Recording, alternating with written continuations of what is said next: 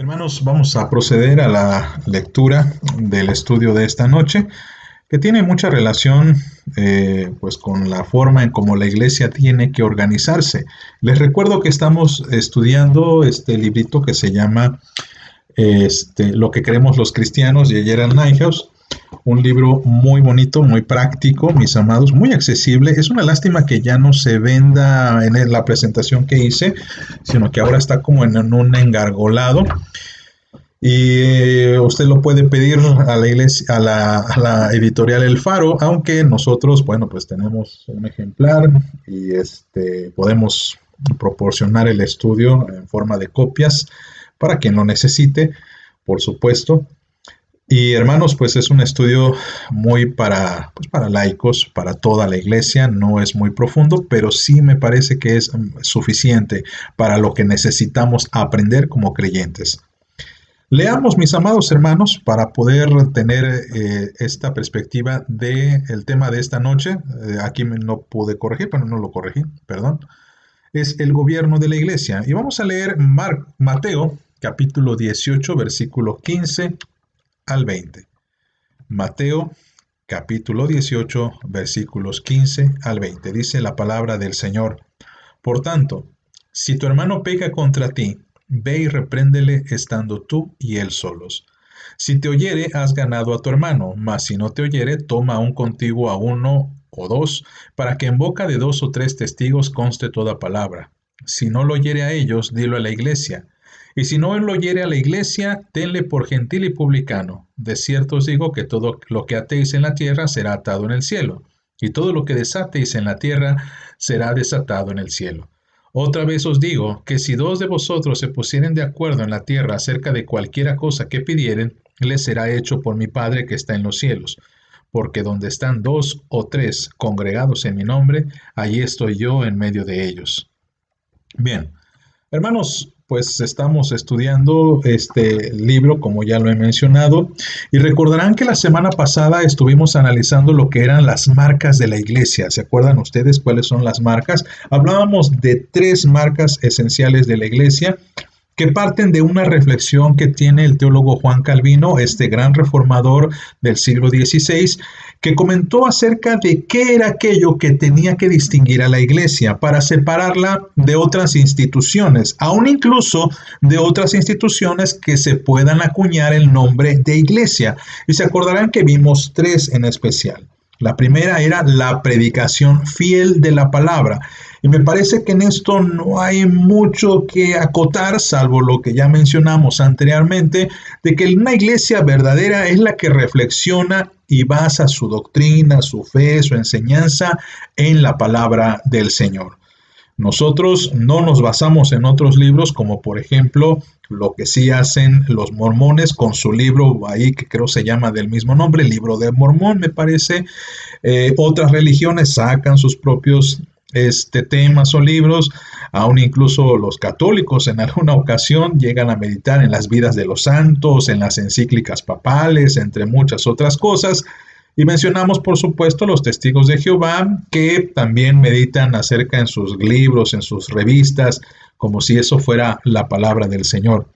La segunda marca de una iglesia verdadera es la administración fiel de los sacramentos. ¿Se acuerdan que son dos? La Santa Cena y el bautismo.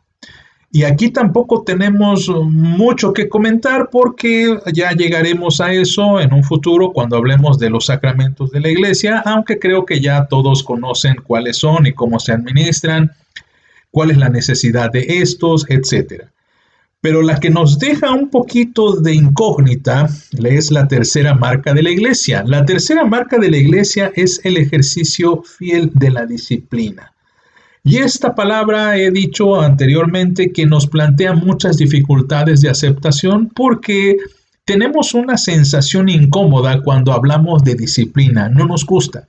Y no nos gusta porque pensamos de inmediato en algo que coarta nuestra libertad, como si hubiese algo o alguien encargados de vigilarnos, de estar al pendiente de nosotros, pero no de una forma positiva, sino de una forma negativa. No nos gusta porque pareciera ser que alguien tiene que estar encima de mí, ordenándome, pidiéndome cuentas, etcétera, etcétera. Pero la disciplina realmente, mis amados, tiene muchas connotaciones, tiene muchas aplicaciones y hay que darle su justo sentido cuando hablamos de la disciplina dentro en el contexto de la iglesia. Y cuando hablamos del contexto de la iglesia, pues obviamente nos referimos a la verdadera iglesia. Ojo, porque no podemos hablar de una iglesia en términos muy generales, porque tristemente hay muchas iglesias, entre comillas, perdón por ponerlo así, que no están ostentando bien las 3 marcas que he comentado anteriormente. Y en especial, la tercera marca es la que más trabajo cuesta distinguirla o que más trabajo cuesta aplicarla. Así pues, el estudio de estas marcas de la iglesia nos va a conducir invariablemente a otros estudios para una mayor comprensión de lo que es la verdadera iglesia. Y en este caso, ampliamos nuestro estudio cuando hablamos de la disciplina. La disciplina nos lleva a analizar detenidamente cuál es su significado. ¿Por qué razón la iglesia necesita disciplina? ¿Y cómo es que esta disciplina se aplica en la iglesia? Y vamos a centrarnos en este momento porque la disciplina de hecho tiene muchas aplicaciones. No es la única esta que vamos a ver. Vamos a hablar ahorita del gobierno de la iglesia. Gobierno de la iglesia. Muchas personas tienen también una especie de desdén ante esta palabra. ¿Cómo que gobierno de la iglesia? Pero la iglesia no es voluntario, no puedo ir cuando me plazca y no ir cuando no me plazca. Hay que hacer algunas acotaciones importantes cuando nos referimos del gobierno de la iglesia y en qué consiste y cómo se lleva a cabo. Para esto, amados hermanos, vamos a orar para pedirle al Señor que nos ayude a que ese corazón duro de piedra que nos evita estas enseñanzas, bueno, pues que el Señor entre en nuestro corazón y el Señor nos ayude a comprender, porque lo que vamos a hablar es algo 100% bíblico. Vamos a orar, amados hermanos. Dios Todopoderoso, gracias, Señor, por tu amor, por tu misericordia. Gracias también, Señor, porque tú fundaste la iglesia y sabes mejor que nadie cómo debe funcionar. Ayúdanos, Señor, a que podamos hacer caso de esta enseñanza y que puedas entrar en este corazón duro de piedra, Señor, lo doblegues, lo quiebres, lo rompas, Señor, y lo moldees nuevamente para que sea un corazón suave, de carne, moldeable, que pueda ser permeable ante lo que tú quieres, Señor, que penetre en nuestra vida. Señor, lo imploramos y lo deseamos, Señor, anhelando tu presencia también. En el nombre de Jesús pedimos esto. Amén. Bien, hermanos, lo primero que tenemos que meditar cuando hablamos del gobierno de la iglesia es hablar acerca de la necesidad del gobierno de la iglesia, la necesidad de un gobierno eclesiástico. Vuelvo a mencionar, amados hermanos, hay muchos que no tenemos un buen concepto del gobierno, hay muchos que no tenemos esta buena idea del gobierno, sobre todo cuando lo aplicamos a nuestro gobierno civil. Tenemos muchas decepciones y no voy a hablar de más porque saben ustedes que tristemente nuestro país no ha tenido unos buenos representantes gubernamentales a nivel municipal, a nivel estatal, a nivel nacional. Siempre dan algo más que desear, siempre tenemos como esa sensación de hubiera sido mejor o estuvo mal o por lo menos a veces decimos, bueno, pues no estuvo mal, pero tampoco estuvo peor o tampoco estuvo mejor. Cuando hablamos de la iglesia, mis amados, tenemos que centrarnos en que la iglesia es una organización. Recuerden ustedes que esto lo analizamos en estudios previos. La iglesia es una organización y como una organización es también una institución. La iglesia, cuando se institucionaliza, tiene una referencia ante lo civil, por ejemplo, para poder hacer algunos trámites ante el gobierno de poder aperturar ciertos templos o ciertos cultos o ciertos servicios. También, como iglesias, tenemos una representación legal cuando se trata, por ejemplo, de algunos conflictos que no nos gusta mencionar, pero son inevitables, como por ejemplo el que ha sucedido con una iglesia hermana llamada Esmirna en el puerto de Veracruz, que tristemente su templo está pues en un conflicto porque hay allí una disputa en que de quién es el dueño de ese terreno en donde está la iglesia, donde está el templo de esta iglesia, y esto produce, pues, aunque no lo queramos, ciertas disputas y tenemos una representación. Por esta razón, mis amados, la iglesia como institución, como organización, necesita guía, necesita dirección, necesita una manera en la que lo mantenga o mantenga esta iglesia en el camino de seguir siendo iglesia. Por eso hablamos del gobierno de la iglesia. Nuevamente, hermanos, nuevamente, y perdón que lo cite así, y perdón que sea muy reiterativo, pero me parece que hay muchas personas que tienen este desdén hacia el gobierno, porque tristemente el gobierno tiende a corromperse, tiende a veces a ser autoritario, pero es importante separar este concepto que nosotros tenemos de gobierno cuando pensamos en el Estado y no compararlo ni equipararlo a lo que sucede en la iglesia porque son cosas totalmente distintas. El gobierno de la iglesia es necesario, es indispensable para que pueda la iglesia llevar a cabo sus quehaceres y cumplir lo que tiene que hacer como iglesia. En otras palabras, el gobierno lo que ayuda a la iglesia es a que la iglesia no se desvíe de sus propósitos, no se desvíe de su dirección que Dios mismo le ha dado. ¿La iglesia para qué sirve? Si yo pudiera hacer una pausa en este video y a lo mejor ustedes pudiesen interactuar conmigo, yo preguntaría, a ver hermanos, ¿cuál es la misión de la iglesia? ¿Para qué existe la iglesia? ¿Para qué vamos cada domingo al templo? Algunos de ustedes posiblemente estarán pensando ahorita qué respuesta dar. Pero si yo hiciera esta pausa y estuviésemos en vivo interactuando aquí en esta misma habitación, ¿para qué existe la iglesia? ¿Qué me respondería usted? ¿Para qué existe? Esto a veces nos pone en un predicamento, ¿verdad? Hay gente que dice, la iglesia existe para que me alimente de la palabra de Dios. Eso es una percepción muy individualista, si me lo permite. Pero la iglesia existe para predicar la palabra, recuérdelo.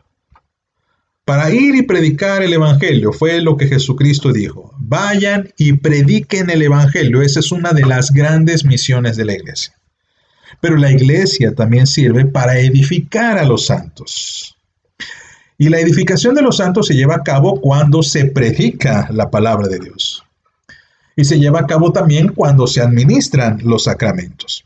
Ahora, todas estas cosas, más muchas otras que pueden venir como la adoración a Dios, el ejercicio de la alabanza, etc., etc., necesitan una guía, dirección y organización. ¿Para qué? Para que no nos desviemos de estas áreas.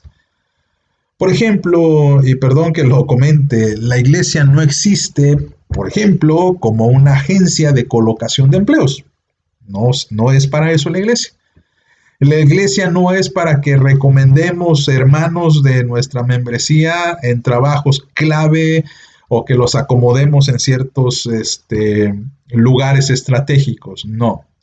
La iglesia tampoco funciona para una plataforma política, por ejemplo. El que una persona llegue a la iglesia y que después de algún tiempo él comience a decir, ¿saben qué? Me quiero postular a la gobernatura y necesito que me apoyen. La iglesia no es para eso. El que, por ejemplo, alguna persona quiera buscar esposa en la iglesia y que hagamos una especie como de juego de citas en la iglesia no sirve para buscar esposa. No sirve para otras cosas más que para las que Dios ha ordenado en su palabra. Y para que esto funcione, la iglesia necesita dirección y necesita organización. De lo contrario, mis amados, la iglesia no seguiría siendo iglesia. Y esta organización, este gobierno, bueno, hace la aplicación de esta administración a través del culto. La iglesia se organiza en el culto. Cuándo cantar, cuándo orar, cómo orar, quién va a predicar, cómo se va a predicar. Todas estas cosas que involucran el culto de nuestra iglesia, la adoración a Dios, tienen que ser dirigidas. El culto de la iglesia. ¿Cuándo se va a levantar la ofrenda? ¿Y para qué va a servir esa ofrenda? Otra cosa importante, mis amados hermanos, es la administración económica, por supuesto. ¿En qué podemos y en qué no podemos invertir el recurso de la iglesia? Les voy a poner un ejemplo que, pues tristemente, algunos hermanos a veces malinterpretan, ¿no? Hermanos, la iglesia no sirve o no está, por ejemplo, para emitir préstamos, por ejemplo. Es un poco complicado decir esto, mis amados, pero hay personas que se acercan a la iglesia y dicen, préstanos dinero porque, no sé, tengo una necesidad o a lo mejor hay una tarjeta de crédito que no he pagado. En alguna ocasión nos pasó esto en una congregación donde llegó un hermano y dice, tengo una deuda de tarjeta de crédito, quiero que la iglesia me apoye y me preste dinero. Y no, la iglesia no sirve para eso. Y la administración de la economía no sirve para eso. La iglesia apoya ciertamente las necesidades de las personas que acuden a la misma. Si hay algún enfermo, si hay una persona que no tiene trabajo, si hay una viuda, si hay algunos huérfanos, la iglesia tiene la obligación, y esto es bíblico, de apoyarles y de sustentarles lo más que se pueda. Pero la iglesia, por ejemplo, no puede sostener, digamos, a una familia que a lo mejor el jefe de familia ha perdido su trabajo y ahora el jefe de familia puede descansar y decir, no, pues ya no voy a trabajar porque ahora la iglesia me va a sostener. La administración del dinero no se lleva a cabo de esta manera. Tampoco la iglesia está para invertir, por ejemplo, en CETES o en inversiones bancarias. La iglesia no está para ganar dinero. En algunas ocasiones me he encontrado con esta dificultad porque hay algunos presbiterios, hay algunas iglesias que desean hacer algunas inversiones para cobrar cierta renta y tener una disposición de efectivo, ¿no? Pero la iglesia no está enviada a hacer negocios tampoco, mis amados. Hay hermanos bien intencionados que dicen, bueno, vamos a tomar de la tesorería de la iglesia y vamos a invertir en un negocio para los hermanos de la iglesia. Tristemente, aunque es una buena idea, la iglesia no es para eso. Aunque sean buenas ideas y aunque sea noble la causa, la iglesia no puede emitir un gasto, no puede emitir algo como eso para generar dinero. Y por esta razón, la iglesia tiene sus gastos propios de su organización, tiene gastos de acuerdo a su ministerio, algo que por cierto también lleva a cabo. La iglesia tiene un ministerio que desarrollar, entre el cual sobresalen, por supuesto, la predicación de la palabra. La predicación de la palabra, mis amados, es el ministerio más importante de la iglesia. Y cuando hablo de la predicación de la palabra, obviamente me refiero a la predicación en la evangelización y la predicación en la edificación. Y el gobierno de la iglesia se encarga, número uno, ¿quién va a hacerlo? ¿Quién va a predicar? ¿Quién va a evangelizar? ¿Quién va a hacer una meditación? A veces hay sociedades o hay ministerios que dicen algo como vamos a invitar a tal pastor para que predique en nuestro estudio bíblico, por ejemplo. O vamos a hacer el aniversario de, voy a poner otros nombres, otros ejemplos, ¿verdad? Vamos a celebrar el aniversario del coro varonil Jubal, por así llamarlo, ¿no? O el coro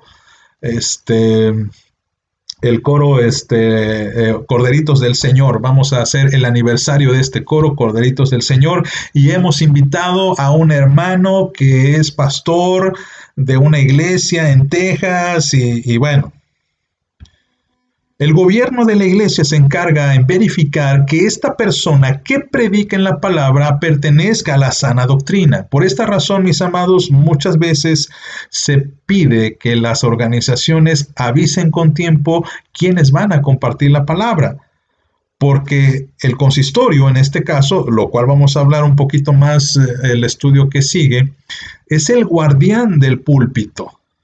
Me gusta esta palabra y esta expresión. Somos guardianes del púlpito porque tenemos que vigilar qué se predica en la iglesia. Y por esta razón, no cualquier persona puede pararse frente al púlpito y predicar la palabra del Señor en nuestra iglesia porque tenemos un gobierno. Y por eso es de que a veces hay que ser muy quisquillosos, si cabe la palabra y la expresión, para ver quién es el que viene, quién predica, quién es, cómo se llama, qué ministerios ha ostentado, porque ha sucedido, amados hermanos, ha pasado que en muchas ocasiones llegan pastores, ministros de otras organizaciones, de otras iglesias y que predican cosas que no están de acuerdo a nuestras doctrinas. Y es peligroso, porque pueden sembrar confusión en la iglesia, porque pueden sembrar incluso discordia en la iglesia, porque traen ideas que a veces suelen ser atractivas y que suelen ir acompañadas en algunas ocasiones de desviaciones doctrinales. Y esto, como gobierno de la iglesia, lo tiene que evitar. Por eso hay personas que se quejan en alguna ocasión porque dicen, ¿y por qué no invitamos a otras personas? ¿Por qué no invitamos a otros pastores? ¿Por qué no hacemos más variable la predicación o la enseñanza? ¿Por qué siempre tiene que ser el pastor o por qué siempre tienen que ser los ancianos? Por el gobierno de la iglesia. Si no hubiera gobierno de la iglesia, entonces cualquiera pudiera predicar. Y pudiéramos invitar a cualquier persona y la iglesia sería una iglesia que no tuviera una doctrina sólida y no tuviera una doctrina o una identidad doctrinal que diga esto es lo que creemos y esto es lo que no creemos. Y entonces, mis amados, esto sucede, por supuesto, también para la evangelización. En muchas ocasiones he escuchado a cristianos decir, bueno, vamos a invitar a tal evangelista. Y llega y dice, yo no voy a predicar de doctrina, sino de evangelismo. Hermanos, evidentemente al hablar de evangelismo hablamos de doctrina también. Y tenemos que ser muy cuidadosos en cuanto a este ministerio de la palabra. Y por supuesto de este gobierno, pues se ocupan, amados hermanos, de este ministerio se ocupan los ancianos, que Gerald Niehaus distingue entre ancianos docentes y ancianos gobernantes. Quiero explicar un poco acerca de esta distinción porque ya no está muy presente en nuestra iglesia actual. Hace aproximadamente 20 años, si mal no recuerdo, hace 20 años, la iglesia presbiteriana acuñó el término de anciano gobernante. Así se llamaba antes a los ancianos. Se llamaban ancianos gobernantes. Y el anciano gobernante, como su mismo nombre lo dice, lo implica, es un anciano que gobierna en la iglesia, que administra la iglesia, es parte del consistorio, en otras palabras. Y el anciano gobernante, pues se ocupaba de representar a la iglesia, de enseñar a la iglesia y de ejercer la disciplina que todavía estamos explicando en esta serie de estudios. Pero desafortunadamente, mis amados hermanos, desafortunadamente hubo una situación problemática con el nombre, anciano gobernante. Hubo una problemática porque muchos ancianos que ostentaban este término, anciano gobernante, llegaron a ejercer una autoridad muy, ¿cómo decirlo?, desviada. Como que empezaron ellos a desviarse del objetivo de su ministerio y empezaron a hacer divisiones en las iglesias. Eso fue la realidad. Por esta razón, se decidió en la Asamblea General que a partir de entonces ya no se iba a ostentar el término de anciano gobernante, sino simplemente de anciano. Y es así como cambió nuestra constitución de la iglesia presbiteriana, que también tiene que ver con el gobierno de la iglesia, y poco a poco vamos a ir explicando en qué consiste todo esto. El anciano gobernante, para Gerald Niehaus, que es el libro que estamos estudiando, se distingue del anciano docente, porque el anciano docente, como su mismo nombre lo implica, es un anciano que, digamos, enseña la palabra. Aunque todos los ancianos tienen que ser docentes y gobernantes, por lo menos los ancianos en funciones, hay ancianos que, por ejemplo, han dejado el consistorio. Se les conoce como ancianos en receso. Y estos ancianos pueden también apoyar a la iglesia en la predicación o en la enseñanza de las escrituras. Entonces, estos ancianos, que yo lo quiero hacer así sin distinción, ancianos son los que administran el gobierno de la iglesia. Pero también hay otro grupo u otro cuerpo de gobierno que son los diáconos.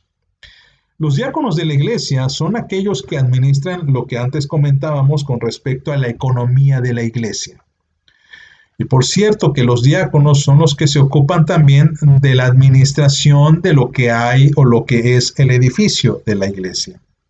Ellos se ocupan de todos los servicios que como iglesia necesitamos para seguir funcionando. El pago de luz, agua, teléfono, internet.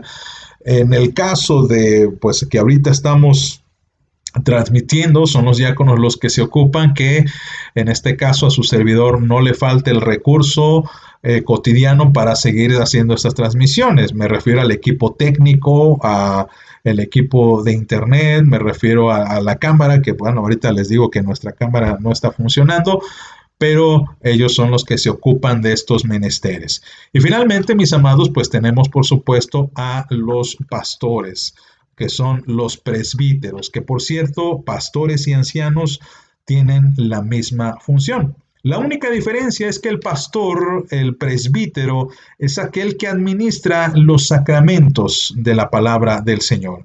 Es el que bautiza, es el que imparte la Santa Cena, es el que por supuesto aconseja, acompaña y es el anciano, digamos, de tiempo completo. Es un anciano, pastor, como su servidor, soy anciano, pero soy anciano de tiempo completo. Aquellos ancianos que son docentes, gobernantes, son ancianos laicos, le podemos llamar también, son ancianos que prestan su tiempo, su vida, su recurso a la iglesia, pero que tienen un tiempo determinado. Estos dos cuerpos, lo que serían los ancianos y los diáconos, forman a su vez el cuerpo directivo de lo que sería el consistorio y la junta de diáconos. Y todo esto, mis amados, pues es para que nosotros como iglesia nos dirijamos rectamente por el camino. Quiero mencionar, mis amados, dos textos bíblicos que me parecen muy importantes, que les digo, este tipo de gobierno es bíblico, esta clase de gobierno es bíblica. Y vamos a encontrar esto en dos pasajes bíblicos. El primero, mis amados, está en Hebreos capítulo 13, versículos 7 al 17. Y lo leo, dice, acordaos de vuestros pastores que os hablaron la palabra de Dios, considerad cuál haya sido el resultado de su conducta e imitad su fe. Jesucristo es el mismo ayer y hoy y por los siglos. No os dejéis llevar por doctrinas diversas y extrañas, porque buena cosa es afirmar el corazón con la gracia, no con viandas que nunca aprovecharon a los que se han ocupado de ellas. Tenemos un altar del cual no tienen derecho de comer los que sirven al tabernáculo, porque los cuerpos de aquellos animales cuya sangre a causa del pecado es introducida en el santuario por el sumo sacerdote, son quemados fuera del campamento. Por lo cual, también Jesús, para sacrificar al pueblo mediante su propia sangre, padeció fuera de la puerta. Salgamos pues a él, fuera del campamento, llevando su vituperio, porque no tenemos aquí ciudad permanente, sino que buscamos la porvenir. Así que, ofrezcamos siempre a Dios por medio de él sacrificio de alabanza, es decir, fruto de labios que confiesan su nombre, y de hacer bien y de la ayuda mutua no os olvidéis, porque de tales sacrificios se agrada Dios. Obedeced a vuestros pastores y sujetaos a ellos, porque ellos velan por vuestras almas como quien han de dar cuenta, para que lo hagan con alegría y no quejándose, porque esto no os es provechoso. Aunque en este término o en este texto se refiere muy en específico a los pastores, tenemos que mencionar que los pastores en realidad también son los ancianos. Los ancianos son pastores y los pastores son ancianos también. Hay la diferencia de que los ancianos son ancianos o los ancianos oficiales Los ancianos laicos son ancianos de medio tiempo, son pastores de medio tiempo, son pastores laicos, así les llamamos. El otro anciano de tiempo completo, pastor de tiempo completo o pastor asalariado, si le quieren llamar también así, pues tiene por supuesto también su función, que es la misma que los ancianos, que es administrar la grey, apacentarla, exhortarla, animarla, edificarla con la palabra del Señor. Y la Biblia en este pasaje nos dice a todos nosotros, primero que nada, acordémonos de nuestros pastores, dice. Acordaos de vuestros pastores. Y la última parte del pasaje que leímos nos dice, obedeced a vuestros pastores y sujetaos a ellos. Es una expresión que hoy no nos gusta mucho porque, ¿cómo que el pastor me tiene que decir lo que tengo que hacer, ¿no? Hay algunas congregaciones que la figura del pastor es demasiado autoritaria, es verdad. Es cierto que en algunas congregaciones no presbiterianas especialmente, el pastor tiene una connotación casi dictatorial, lo cual no sucede en la iglesia presbiteriana, aunque por supuesto no puedo garantizar que esto sea así en todas las iglesias, porque hay a veces ciertos pastores que abusan de su autoridad. Hay algunos pastores, tenemos que reconocer, que han errado en la administración de la disciplina y lo han hecho muy a su capricho, pero en términos muy generales, amados hermanos, el pastor presbiteriano se remite también a un presbiterio y le rinde cuentas a ese presbiterio. Y por supuesto, una disciplina, y esto lo vamos a ver más adelante todavía, jamás se lleva a cabo de forma unilateral. Jamás se lleva a cabo de una forma personal. Que un pastor discipline a un miembro, que un anciano discipline a un miembro, eso no es posible, eso no es aplicable, eso es ilegal y no se puede hacer. Pero el pastor, dice el texto bíblico, vela por las almas. Y aquí, bueno, se espera, mis amados, y perdón que lo diga yo, siendo el pastor de la iglesia, pues espera que la iglesia retribuya al pastor, por lo menos, ¿verdad?, en cuanto a respeto, en cuanto a reconocer la dignidad, no porque sea el más importante, no, sino por cuestión de su oficio.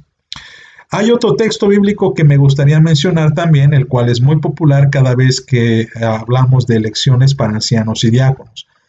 Primera de Timoteo 3, versículos 1 al 13, dice, palabra fiel, si alguno anhela obispado, buena obra desea.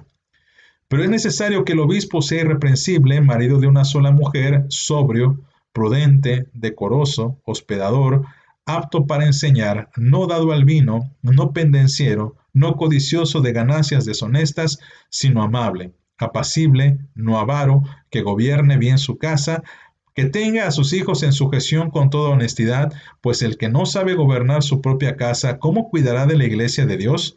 No un neófito, no sea que también caiga en la condenación del diablo. También es necesario que tenga buen testimonio de los de afuera para que no caiga en descrédito y en lazo del diablo. A ver, vamos a ver hasta aquí, porque el texto es más amplio y también habla de los diáconos, pero es interesante, mis amados, hacer la siguiente aclaración o el siguiente resalte, digamos. Observemos, mis amados, que el texto bíblico nos dice que aquel que desea obispado, la palabra obispo significa supervisor.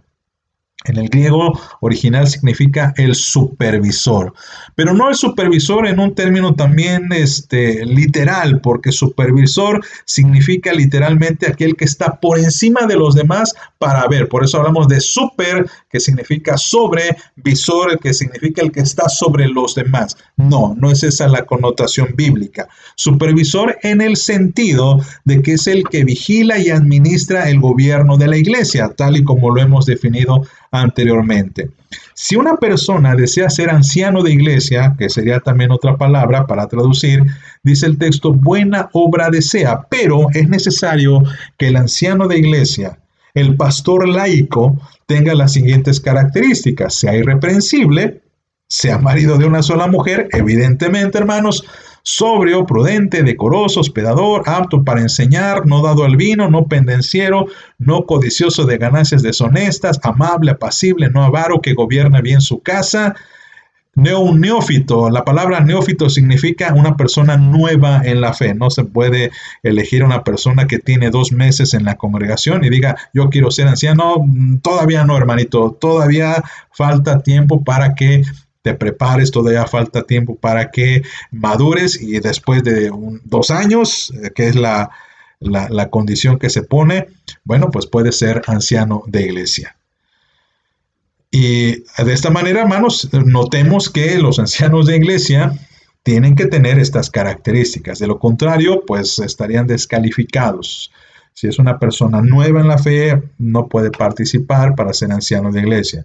Si es un hombre que, pues tristemente ha tenido pues 2 familias por allí y que no se ha hecho cargo de sus hijos con decoro, bueno, pues habrá que ver muy bien esta situación. Obviamente se requiere que un anciano esté casado con todas las de la ley, porque a veces suceden casos en que hay hermanos en que pues, viven juntos y bueno, pues así se han conducido durante muchos años, llegan a la iglesia, no se han preocupado por arreglar esta situación que también es mandamiento de Dios y pues ostentan ser ancianos de iglesia y de repente pedimos las actas de matrimonio y, caray, pues no hay acta de matrimonio porque nunca nos hemos casado, hermano, pues con toda la pena no puede usted ostentar el título de anciano. Que por cierto, hermanos, y aquí acoto, es título de anciano, no es cargo, porque no es una situación como la política de tengo el cargo de anciano, no hablen así, no es cargo de anciano ni cargo de diácono, es título o es oficio de.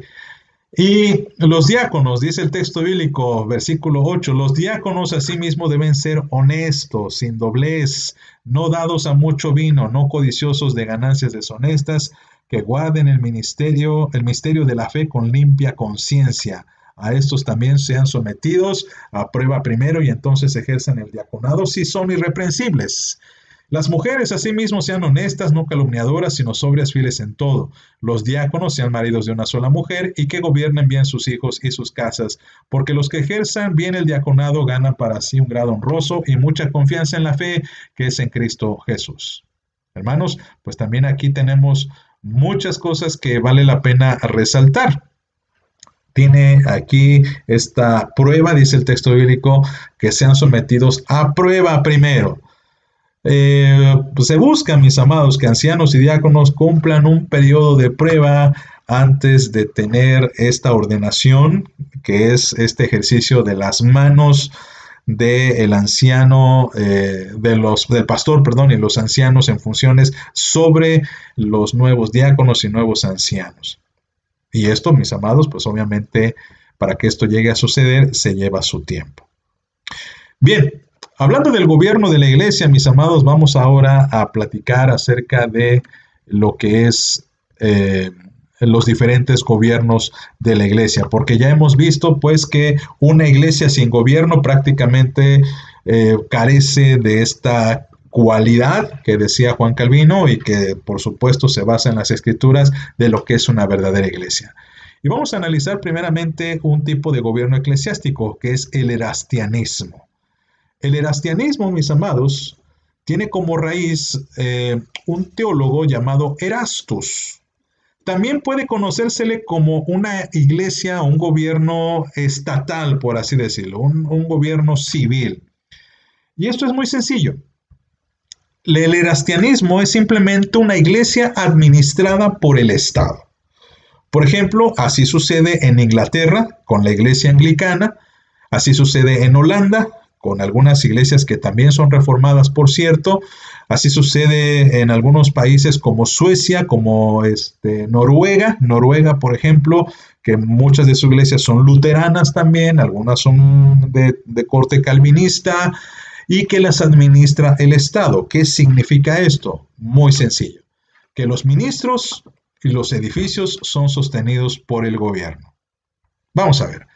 Aquí hay muchos problemas con este tipo de gobierno eclesiástico, porque tristemente, mis amados hermanos, este tipo de gobierno no descansa ni sobre la grey, ni siquiera sobre los ministros. Y aquí hay muchas cosas pues que acotar. Por ejemplo, esto es lo que muchos atribuyen al fracaso del cristianismo en Europa, especialmente del norte. Si usted ha leído noticias, ha visto documentales, ha visto periódicos, muchas iglesias en estos países que mencioné tristemente están desapareciendo y los edificios, los templos están sirviendo como museos. ¿Por qué? Mire, no quiero criticar, no quiero señalar, pero es muy probable que esto pase. Si un pastor es pagado por el Estado, es decir, su iglesia no le paga, ¿no? Porque la iglesia si ofrenda o si diezma, esto es totalmente independiente, además de que los diezmos de la iglesia, por obvias razones, entran a las arcas del gobierno, no la administra la iglesia misma, porque, repito, la iglesia no maneja el dinero, lo maneja el gobierno. Y como los pastores son pagados por el gobierno, pues el pastor no tiene una motivación, digámoslo así, no tiene una motivación por trabajar por su iglesia, ni la iglesia tiene la preocupación por trabajar por ellos mismos. Digamos, amados, y para que no se malinterpreten mis palabras, esto significa que el pastor está muy cómodo. El pastor, si hace visitas, si predica, si no predica, no le pasa nada, se dedica solamente a su cargo. Muchos de estos pastores incluso tienen 2 títulos o tienen 2 trabajos porque es una situación demasiado cómoda para la mayoría de los creyentes en aquel país, que por cierto, pues muchos oscilan entre los 50, 60, 70, 80 años, es decir, no hay iglesia joven. Y esto está destruyendo mucho a la iglesia. Además de que Cristo siempre estableció que la cabeza de la iglesia era Él, pero que este poder que Él tenía lo delegaba en sus discípulos cuando dijo, y yo les doy autoridad para hollar sobre serpientes, sobre toda arma del enemigo y nada los dañará. Y también cuando dice el texto bíblico que recibiréis poder y me seréis testigos en Jerusalén, Samaria, Judea y hasta lo último de la tierra. Hay algunas personas que claman por esta clase de administración, pero no es un gobierno del Señor.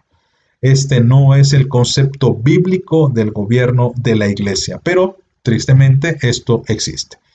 Otra de las formas de la iglesia, otras de las formas de administración de la iglesia es el más común, que consiste en el sistema papal. No quise llamar, o bueno, el texto aquí de Yale Nyhouse no lo llama católico, porque ya he mencionado en otras ocasiones, amados hermanos, que la palabra católico significa universal y los católicos romanos se han apropiado de ese nombre para acuñarlo para sí mismos y esto evidentemente pues es un error doctrinal. Pero bueno, vamos a mencionar a la Iglesia Católica Romana como el sistema papal. Y el sistema papal es muy sencillo de entender. Es un gobierno que basa su gobierno en la jerarquía de la iglesia y al papa como principal figura de autoridad. El pueblo o la congregación carece de voz y en última instancia carece de valor. ¿Quién decide lo que sucede en la iglesia? El papa, los obispos. Y en última instancia, de hecho no tiene ni voz tampoco, el sacerdote local.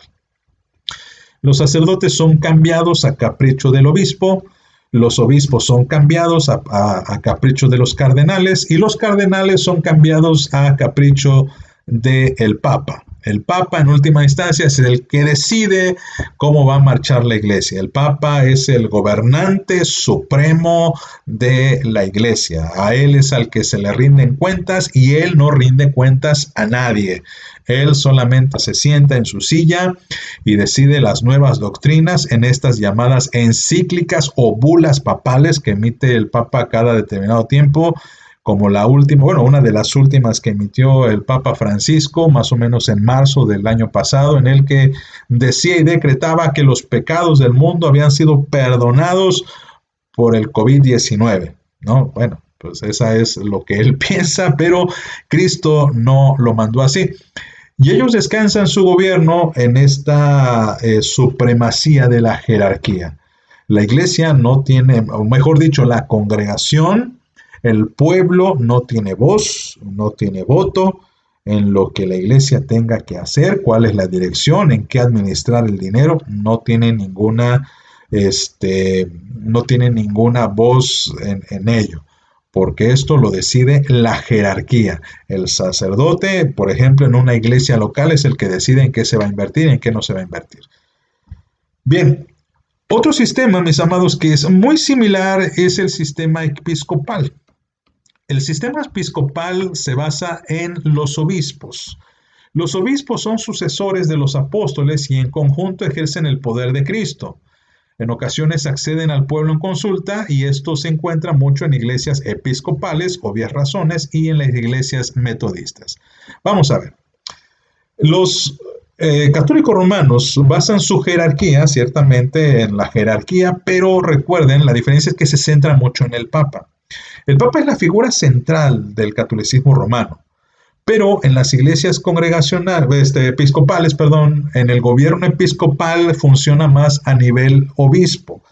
Es una forma un poco más democrática, si se quiere ver así, porque el poder descansa en varias personas que se reúnen de manera colegiada para determinar lo que va a pasar en las iglesias. Pero una desventaja de esto es que la iglesia local nuevamente no tiene voz ni voto. La iglesia local no puede decidir conforme a lo que quiere o lo que busca en su pastor. Una de las prácticas muy comunes de las iglesias metodistas es hacer, por ejemplo, una rotación, no sé cómo se le llama ese cambio de las torres en el ajedrez, rueca o trueque, no sé, no recuerdo, perdonen, es que iba a usar esa palabra como ilustración, en el que si alguien se acuerda cómo se llama ese movimiento del ajedrez de las torres, me lo manda aquí en el chat en vivo y lo comento. Pero lo que hacen muchos los metodistas, por ejemplo, es nada más, bueno, este pastor está aquí, este pastor está aquí, y lo único que hacen es hacer este cambio. Cambian de posición y la iglesia no tiene pues, nada que opinar, nada que decir, no puede dar su opinión con respecto al pastor que va a llegar a la iglesia, a menos que se le consulte debidamente, pero en última instancia quien decide es el episcopado. El episcopado. Me parece que así funciona. A veces también la iglesia anglicana funciona de la misma manera. La iglesia anglicana se reúne de esta manera y el episcopado es el que decide lo que va a suceder en la iglesia local. Por esta razón, mis amados, pues también el pueblo carece de voz. Y aunque es un sistema que se antoja democrático, porque pues obviamente, mis amados, los pastores surgen de las iglesias locales y los pastores van a estudiar a los seminarios y regresan para edificar alguna iglesia, no se quedan allí, sino que se van rotando. Y tal es así, hermanos, que un pastor metodista, por ejemplo, no puede permanecer en una iglesia más de 4 años o 5 años, me parece. Pero bueno, esa es una forma de organizarse. El otro extremo, mis amados, es el sistema congregacional. El sistema congregacional, en comparación al sistema episcopal, es que descansa todo el gobierno en la iglesia o en la congregación. Cada iglesia es completa en sí misma y el poder y la autoridad residen en la congregación. La voluntad del grupo, por voluble o arbitraria que sea, es la que se rige. Vamos a ver. La congregación, en este caso, es la que decide, por ejemplo, pues no solamente quién va a ser su pastor, sino durante cuántos años va a ser su pastor. La iglesia decide incluso qué clase de doctrinas acuñar. Por ejemplo, este sistema es el de las iglesias bautistas. Las iglesias bautistas acuñan este término y las iglesias congregacionales. Y una de las cosas que observamos, por ejemplo, en las iglesias bautistas, algunas pentecosteses me parece que también tienen este sistema de gobierno, es que, por ejemplo, ancianos son casi perpetuos y los pastores también llegan y se perpetúan en la congregación con sus buenas o malas maneras. Porque, por ejemplo, hay a veces en que este sistema suele ser un poquito como pervertido, por así llamarlo, debido a que muchas veces en estas congregaciones realmente quien decide es una o dos o tres familias. que se han quedado allí en el poder, que han tenido una influencia en la iglesia y que muy constantemente ejercen esta autoridad en la congregación, estas familias fuertes, ya sea porque o tienen más tiempo o tienen más dinero o de alguna forma ejercen esta influencia sobre el resto de la congregación. Y esto pues puede dar pie a muchas pues, desviaciones, ¿no? Muchas cosas que no son muy correctas. Y por esta razón, hermanos, algunos bautistas, por ejemplo, de repente son muy reformados a veces que congeniamos y simpatizamos con ellos, y hay otros bautistas que incluso son muy dispensacionalistas. Y esta es la razón por la cual las iglesias bautistas no son iguales unas a otras, en muchas ocasiones, ¿no? En cuanto a su alabanza, su adoración, etcétera, ¿no? Hermanos, pues estas son las clases de organizaciones, las clases de gobierno. Falta una más, que es el sistema presbiteriano. Y el sistema presbiteriano, como su nombre mismo lo indica, es y pertenece a la iglesia presbiteriana, aunque también hay otras iglesias reformadas que acuñan esta forma de administración, esta forma de gobierno. Pero esto lo veremos la próxima semana porque este tema de la disciplina pues va a abarcar muchos temas, amados hermanos, pero por lo pronto el día de hoy, siendo las 8:17 en mi reloj, vamos a dejarle aquí. Espero que haya sido todo esto de bendición. Amado.